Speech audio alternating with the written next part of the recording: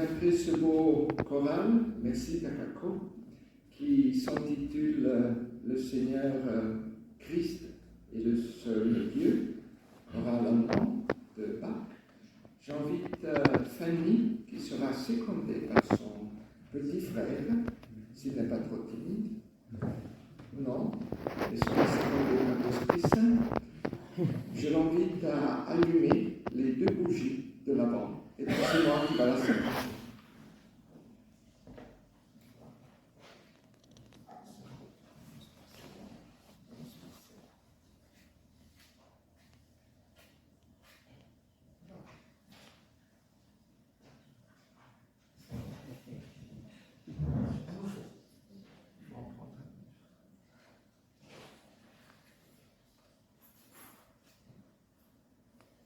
Laisse la place se développer un peu.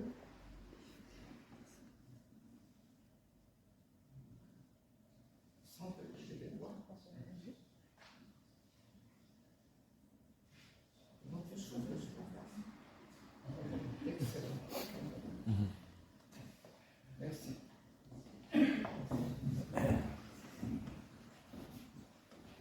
Nous nous levons.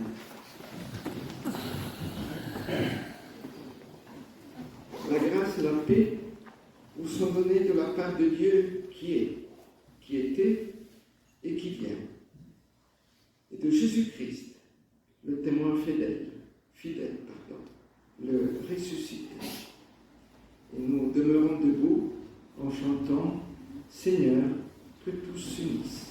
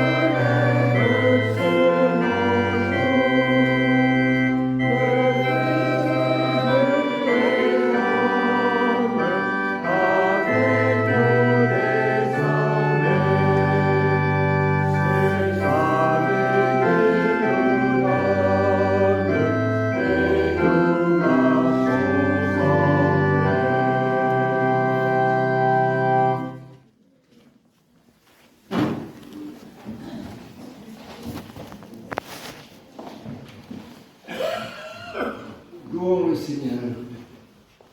Ô Seigneur notre Dieu, qu'il est grand ton nom par toute la terre.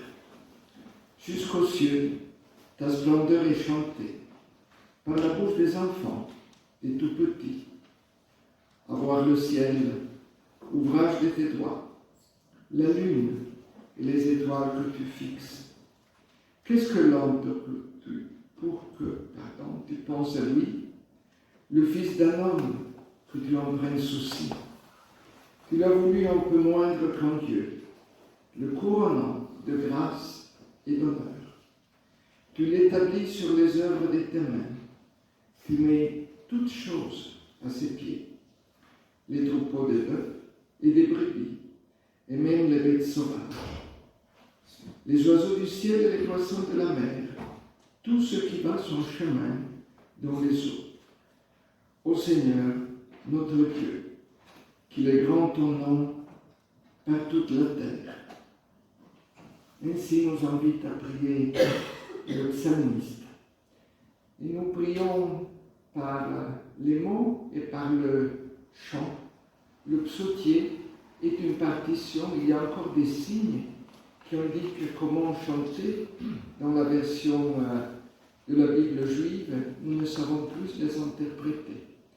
Mais nous savons et nous pouvons chanter Aube Nouvelle. C'est le cantique 31-14. Je vous dis la page 322, les 3 strophes, en nous levant pour nous époumoner.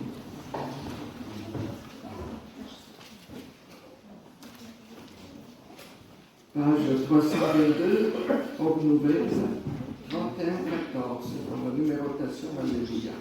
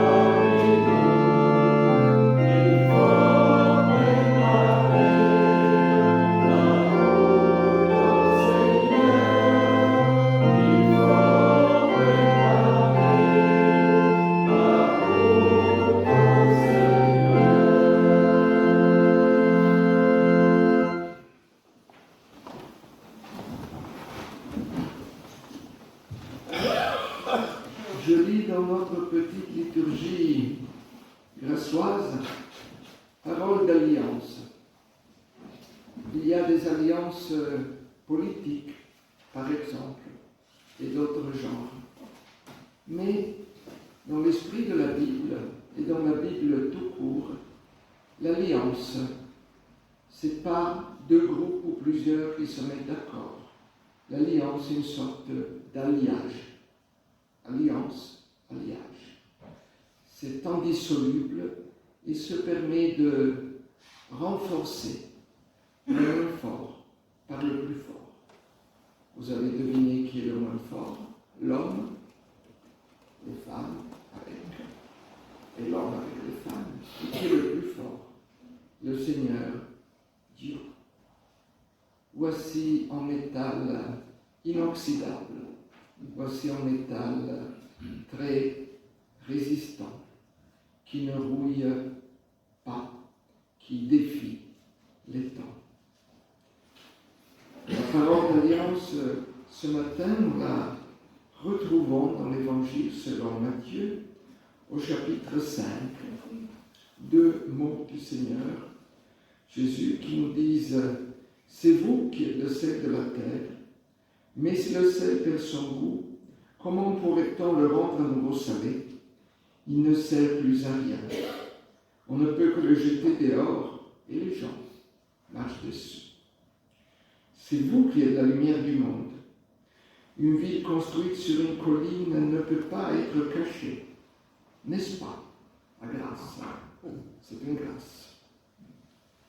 On n'allume pas une lampe pour la mettre sous un seau.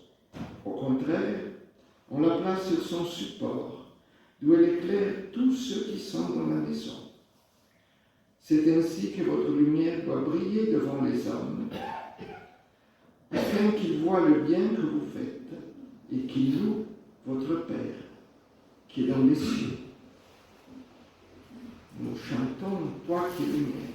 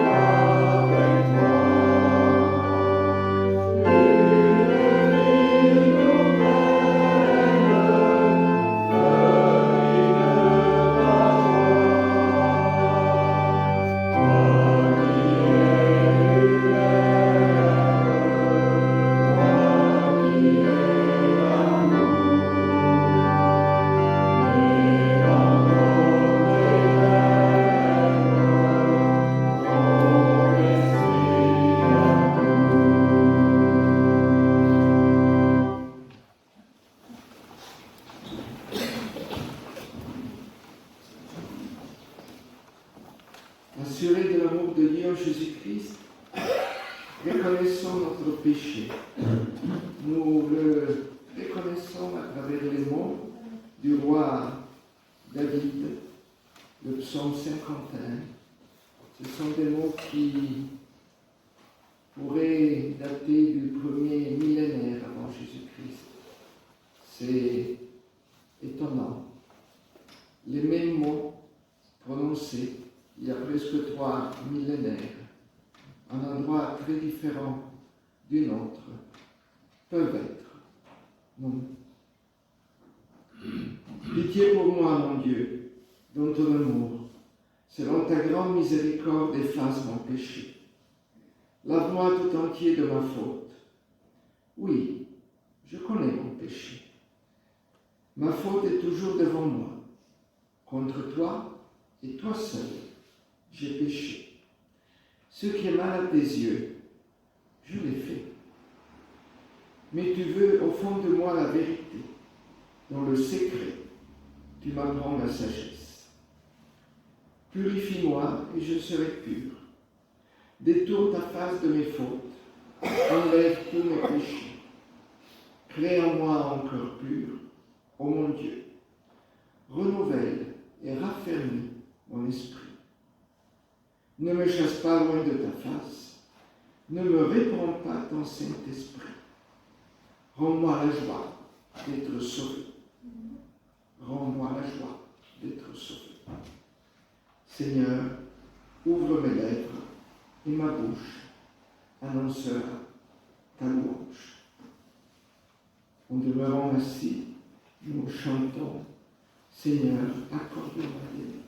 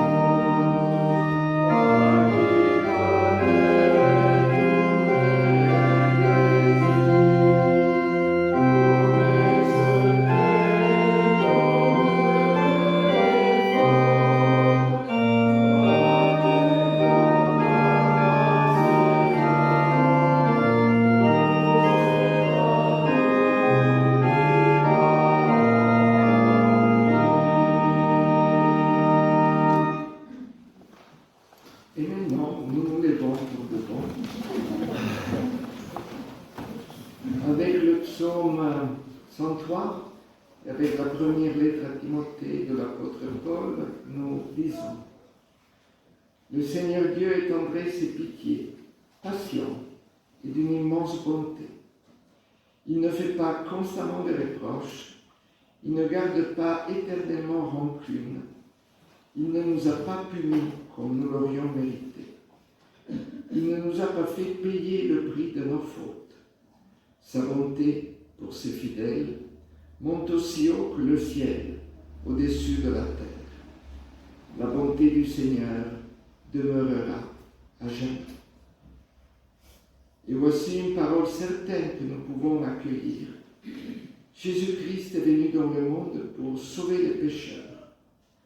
Que Dieu nous mette en cœur l'assurance de son pardon et qu'il nous donne de marcher vers son royaume. Chantons notre reconnaissance au Dieu des grâces éternelles.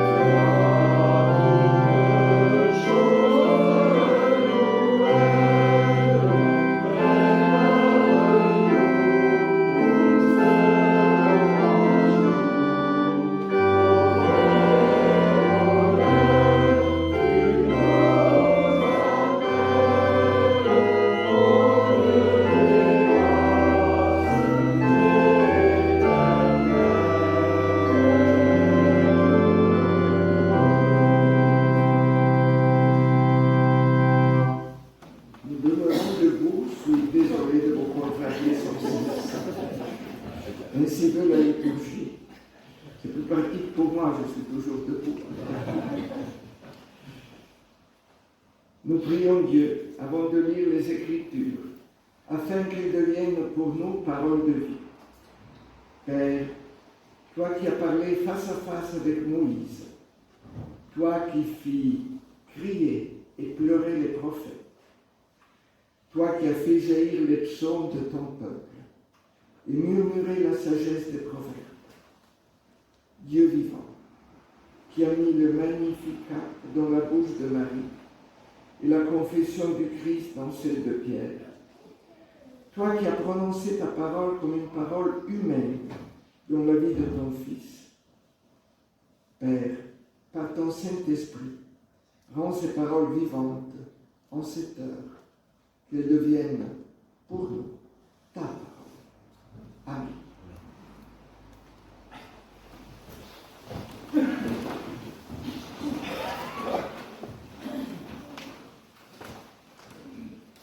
une lecture biblique et deux lecteurs. Donc une lectrice, oui. Juste que c'est le temps pour les enfants d'aller au catéchisme. Ah, si c'est le temps pour les enfants d'aller au catéchisme, qu'ils soient salués, merci beaucoup, par l'Assemblée entière. La vérité sur la bouche, sur les lèvres des enfants, nous dit le psaume, et exceptionnellement même sur les lèvres des catéchètes. Bonne école du dimanche. Merci.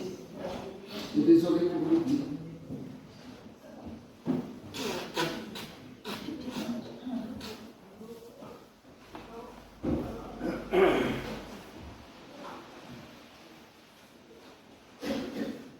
J'appelle donc la première lectrice après moi. Bien, André.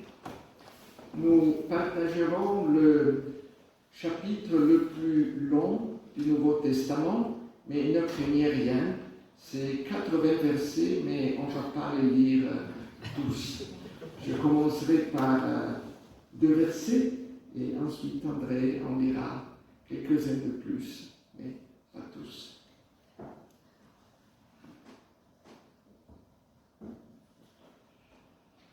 Nous sommes donc au commencement de l'évangile de Jésus-Christ selon Luc, et nous lisons, nous écoutons plutôt au verset 19, 20.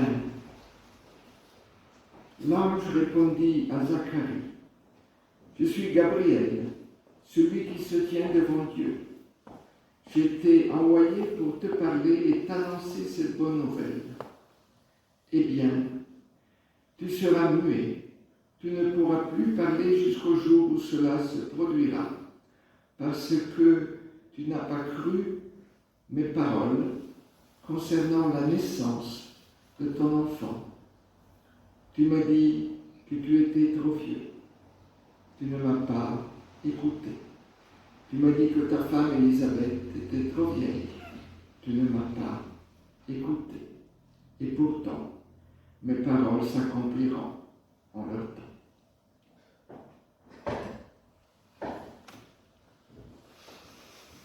Luc 1, versets 67 à 79. Zacharie, son père, fut rempli du Saint-Esprit et prophétisa en ces mots. Béni soit le Seigneur, le Dieu d'Israël, de ce qu'il a visité et racheté son peuple, et pour nous a suscité un puissant sauveur dans la maison de David, son serviteur, comme il l'avait annoncé par la bouche de ses saints prophètes des temps anciens. Un sauveur qui nous délivre de nos ennemis et de la main de tous ceux qui nous sont. Excusez-moi, mais je ne vois pas très bien ici. Un sauveur qui nous délivre de nos ennemis et de la main de tous ceux qui nous haïssent. C'est ainsi qu'il manifeste sa miséricorde envers nos pères et se souvient de sa sainte alliance, selon le serment par lequel il avait juré à Abraham, notre père, de nous permettre, après que nous serions délivrés de la main de nos ennemis, de le servir sans crainte, en marchant devant lui dans la sainteté et dans la justice tous les jours de notre vie. Et toi, petit enfant, tu seras appelé prophète, car tu marcheras devant la face du Seigneur pour préparer ses voies, afin de donner à son peuple la connaissance du salut par le pardon de ses péchés, grâce aux entrailles de la miséricorde de notre Dieu, en vertu de laquelle le soleil levant nous a visités d'en haut, pour éclairer ceux qui sont assis dans les ténèbres et dans l'ombre de la mort, pour diriger nos pas dans le chemin de la paix.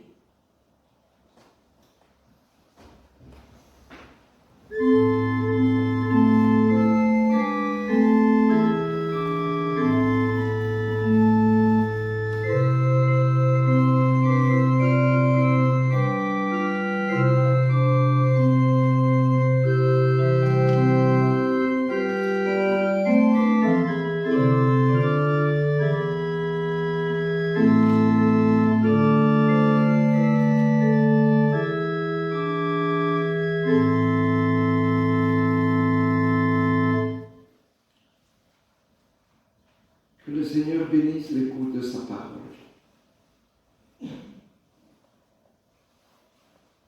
Start and stop.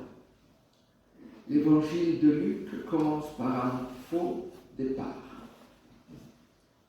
Quelques versets pour dédier l'évangile à un catéchumène adulte qui nous est toujours inconnu, Théophile. Il a écrit l'évangile pour ce catéchumène. Quand nous disons qu'on a peu d'enfants à l'école biblique, parfois qu'on a peu d'enfants au caté, ce n'est pas le cas de Grâce, nous oublions peut-être que le plus missionnaire des évangiles n'a été écrit que pour une seule personne, et nous sommes au bénéfice de cet inconnu célèbre d'il y a 2 millénaires.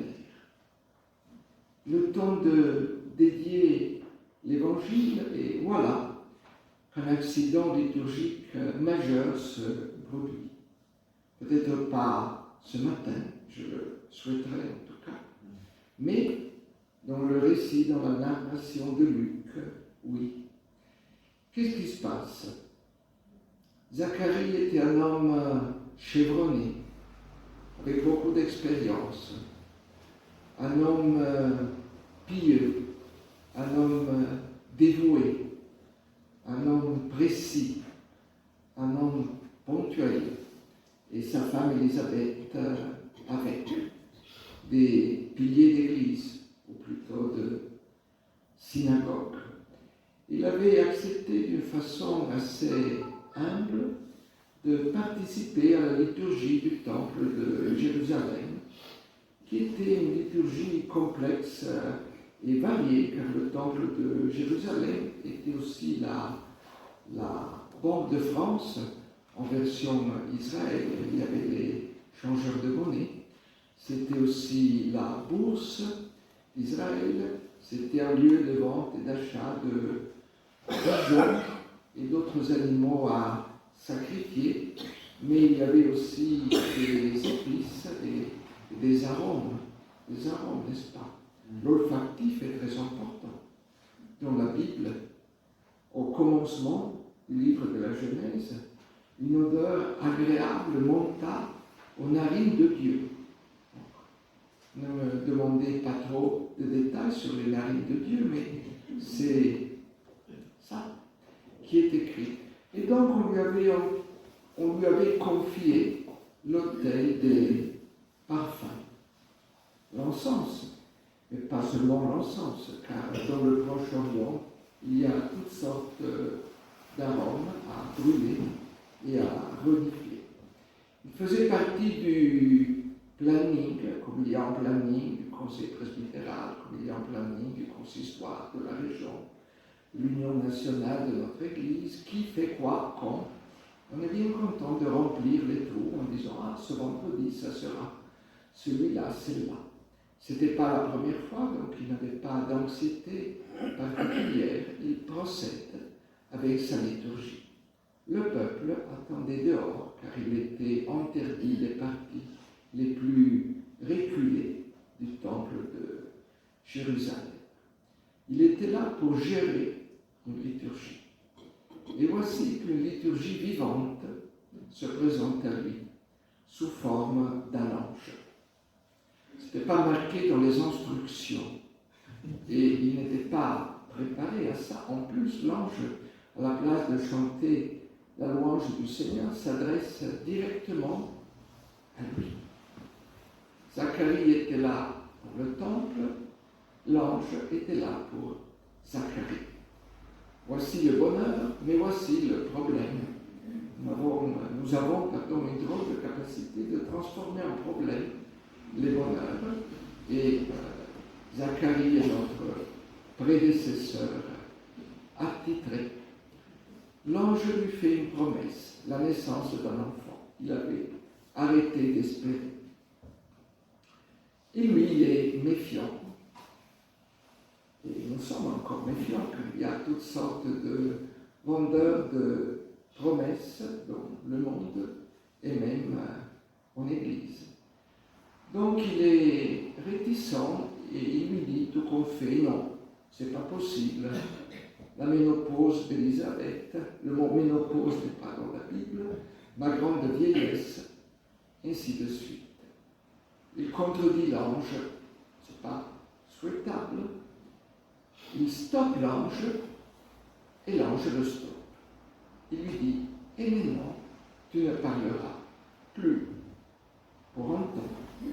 C'est un miracle à l'envers. Le Seigneur Jésus a fait parler ô combien de muets. Mais là, le miracle consiste à rendre muet quelqu'un qui parlait un peu à travers.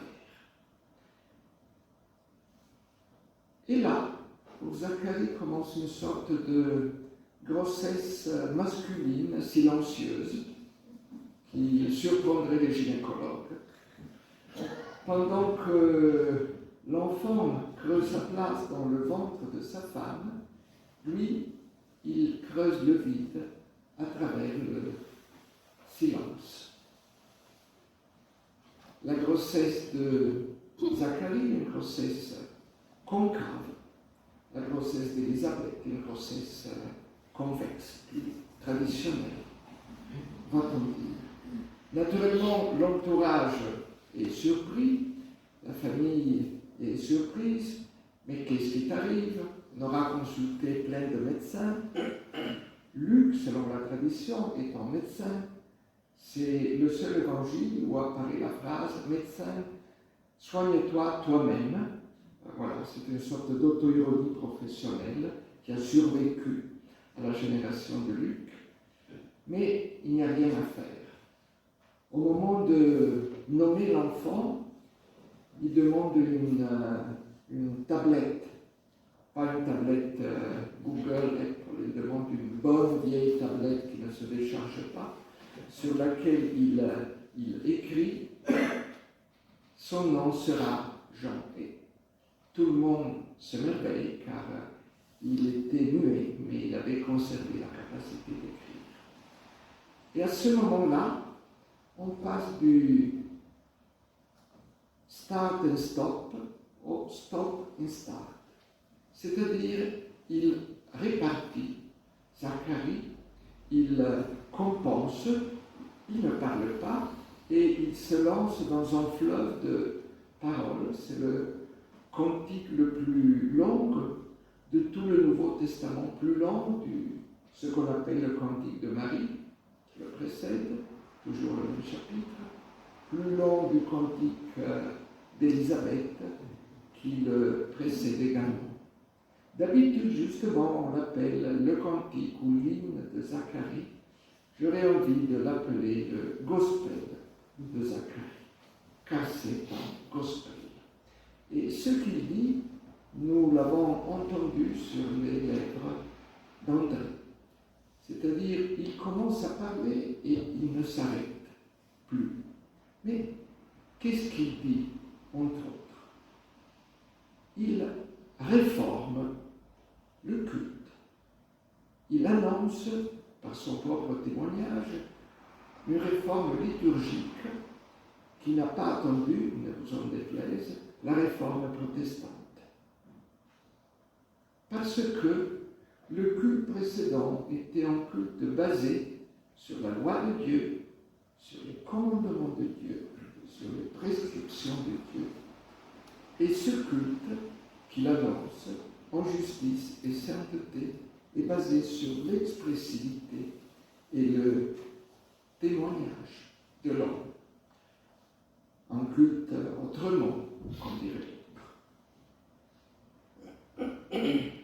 Il n'en a pas forcément conscience, mais il le dit et il le fait. Et je me permets de reprendre un verset et demi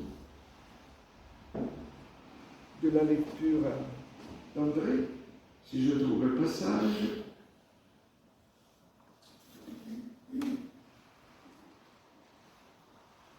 Voilà. Ainsi nous accorde-t-il, il c'est le Seigneur Dieu, après avoir été délivré des ennemis, de pouvoir sans crainte lui rendre un culte. Donc, le culte est l'adversaire de la crainte, et la crainte empêche un culte.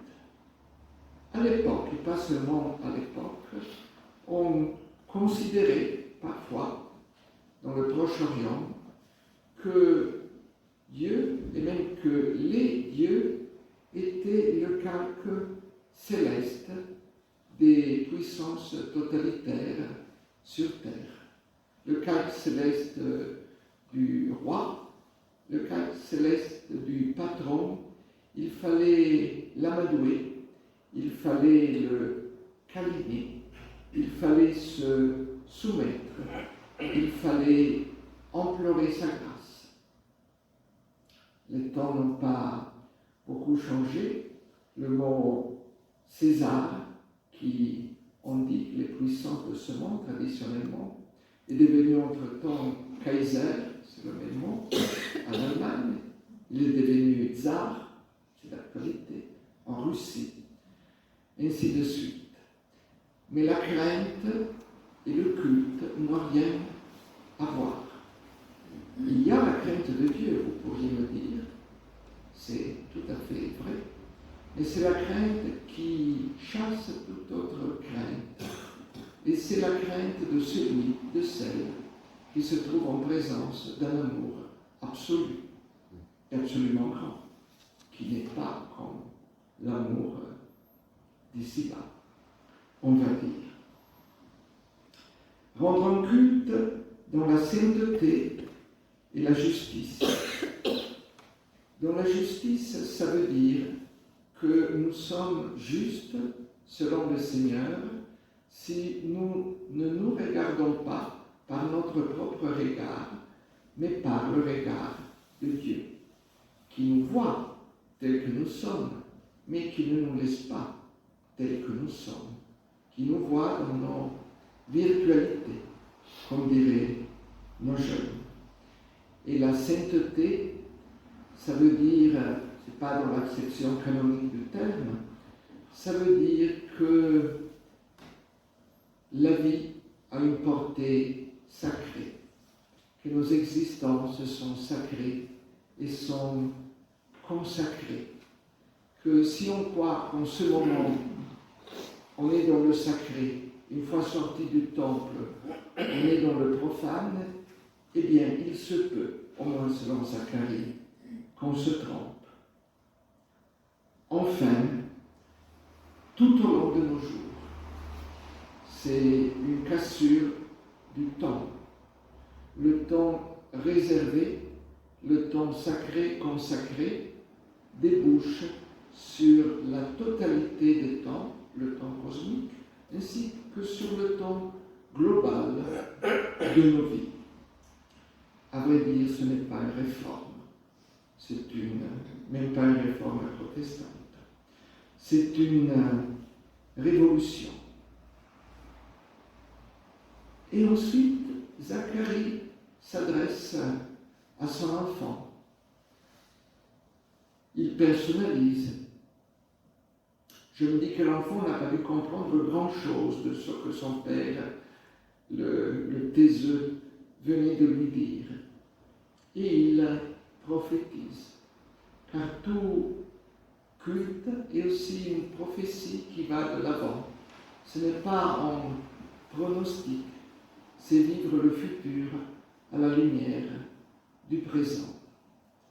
Et là, il y a une expression que nous avons déjà retrouvée dans la partie que j'ai pu vous lire au commencement des lectures bibliques. On trouvait écrit que l'ange Gabriel, un ange qui a fait une belle carrière dans la Bible, voilà, il était quelque part PDG des anges. Eh bien, Gabriel se tenait devant Dieu. Pas facile de se tenir devant Dieu, mais là, à la fin du cantique de Zacharie, ce Zacharie qui dit de lui-même et de son enfant, Jean le baptiseur, Jean le Baptiste, qui se tiendra devant Dieu et avec lui. Permettez-moi de nous le dire. Il y a toi, il y a moi, il y a nous, il y a vous. Nous sommes ensemble et individuellement. en ce moment d'avant, quand nous mesurons l'immensité, la beauté et le mystère. Amen.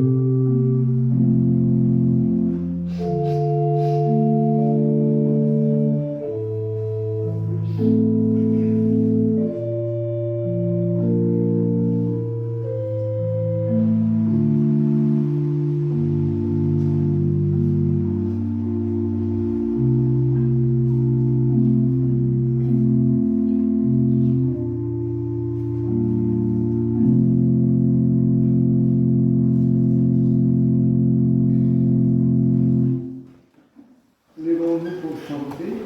C'est le cantique 31 et 22. Nous éveillerons nos cœurs. Les strophes 1 de 3, c'est la page sauf erreur 332. 332.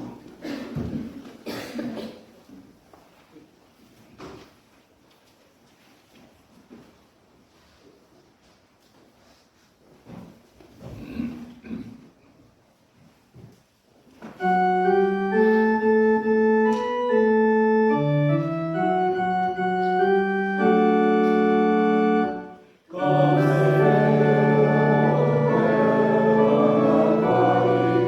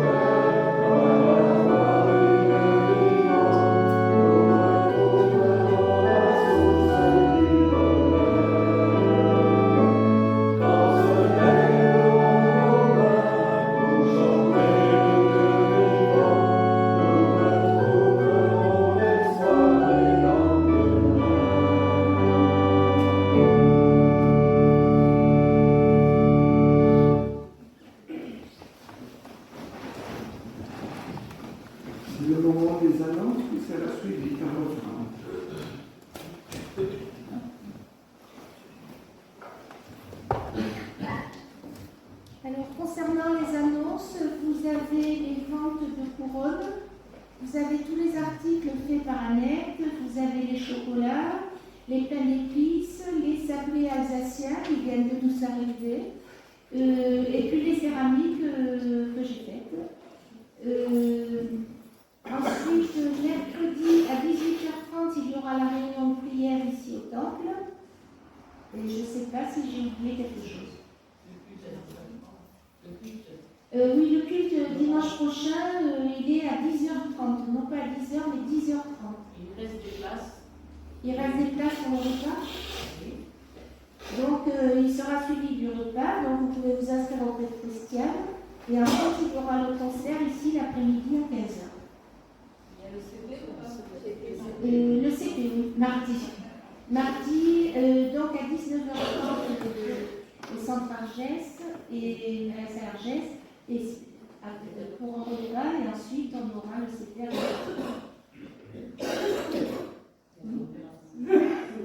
Je voulais juste donner une petite précision concernant l'événement à 15h. C'est un concert, effectivement, mais c'est une conférence-concert. Et je vais court, il s'agit d'une histoire de la famille Vinitsky qui partait de l'Ukraine, chassés par les Russes au début du siècle. Ils sont partis ils ont connu la grâce d'être sauvés par la musique.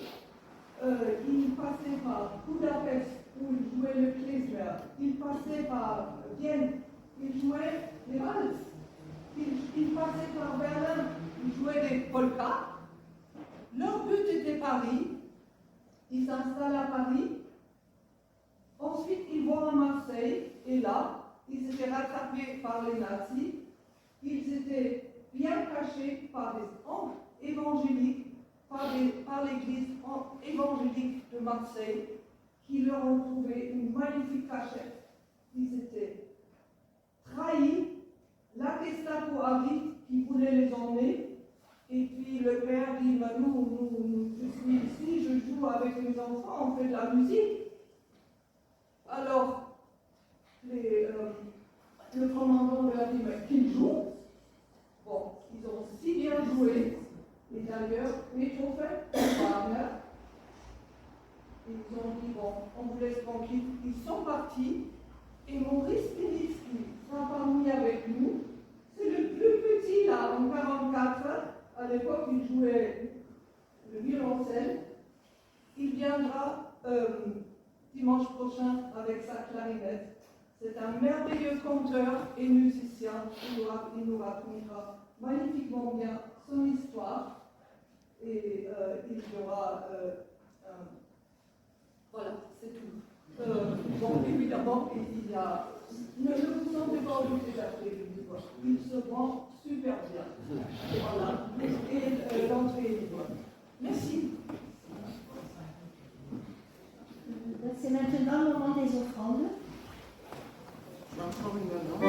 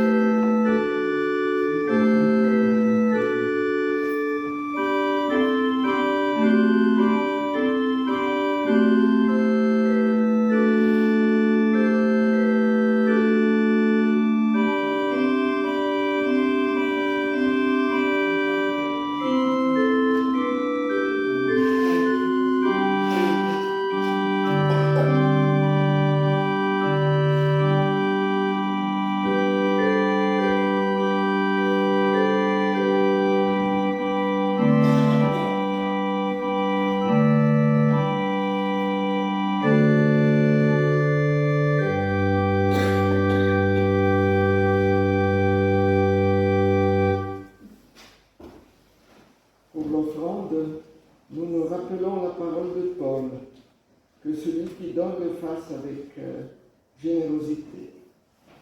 Père, accepte notre offrande joyeuse. C'est à toi qu'appartiennent l'or, l'argent, c'est de toi que viennent tous les biens. Amen. Et maintenant, mes deux annonces surnuméraires. Le premier est un appel aux catéchètes de l'enfant de l'école biblique. Nous nous sommes déjà mis d'accord, mais c'est un rappel d'un accord pour concevoir à la fin du culte, pour agencer un peu la célébration qui nous attend dimanche prochain. Et de même avec les musiciens et ceux qui y suivent en ministère musical à l'intérieur de notre Église. C'était la première annonce. Un rappel. La deuxième, je vais vous parler d'un mot, comme je l'ai fait dans le culte autrement. Ce n'est plus un mot italien, comme ciao. C'est un mot pas mal français qui dit en marche, mais ne craignez rien, je ne roule pas pour la majorité présidentielle, forcément. Mais en hébreu. On nous apprend l'hébreu, il faut bien le recracher. En hébreu, le mot heureux et bienheureux que nous retrouvons dans les béatitudes et ailleurs, Ashrei signifie en réalité en marche. Et par exemple, André Chouraki, dans une traduction de la Bible qui est très proche de l'hébreu, ne dit pas bienheureux les artisans de paix, mais il dit, que sais-je, en marche les artisans de paix. J'y ai pensé car l'avant est une progression. L'avant va de l'avant, en marche. Nous prions.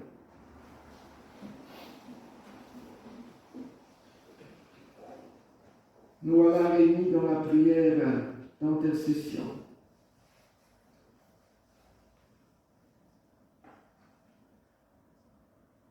Seigneur, nous te prions pour tous ceux et pour toutes celles qui, aujourd'hui, ont décidé de ne pas aller au culte, ici ou ailleurs, dans un temple, dans une église, parce qu'il pleuvait, parce qu'il y a trop de choses à faire, parce qu'on n'en ressent pas le besoin.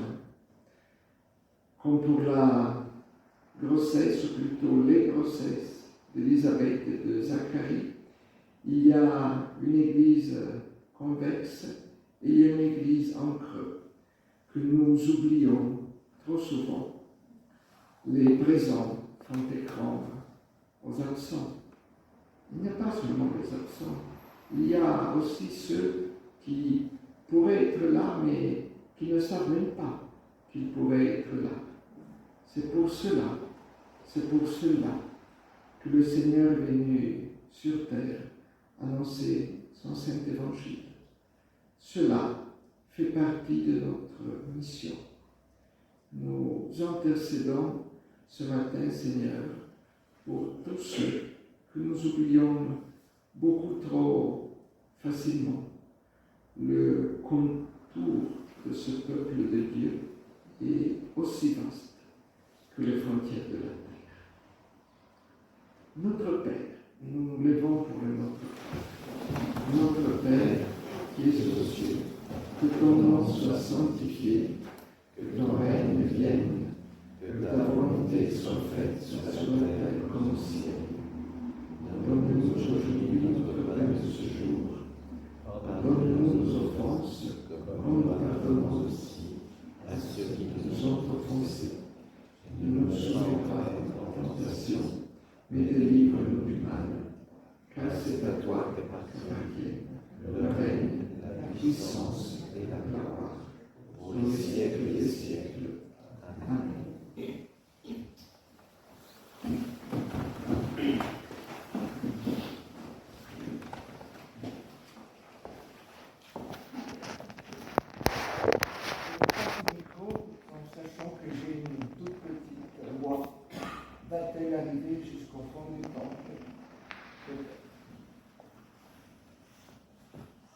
Le Seigneur Jésus, dont la nuit il fut livré, prit du pain, et après avoir rendu grâce, le rompit et dit, ceci est mon corps, qui est donné pour vous.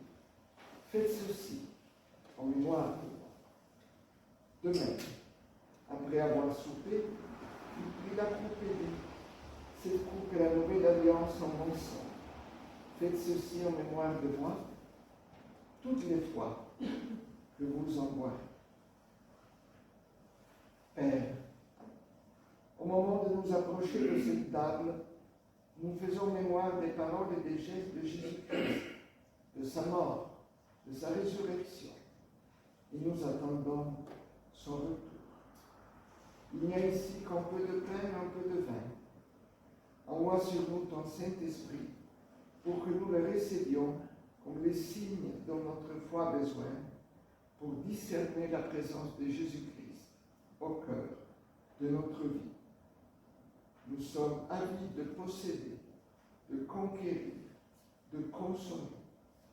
Mais la vraie vie consiste à t'appartenir, à être vaincu par ton amour, à se déposséder pour mieux servir, pour mieux donner.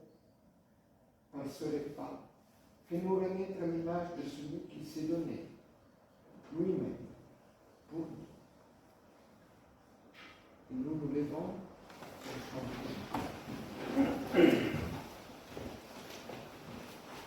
Les mains ouvertes devant toi.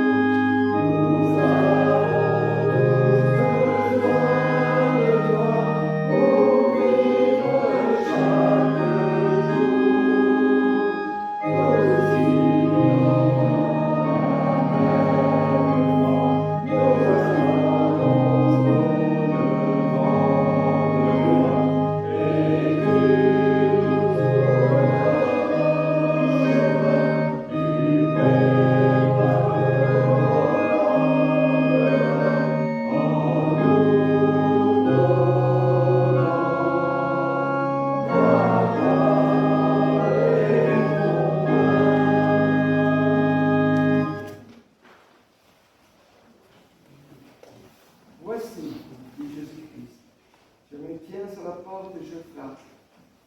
Si quelqu'un entend ma voix et ouvre la porte, j'entrerai chez lui et je prendrai la scène avec lui et lui avec moi.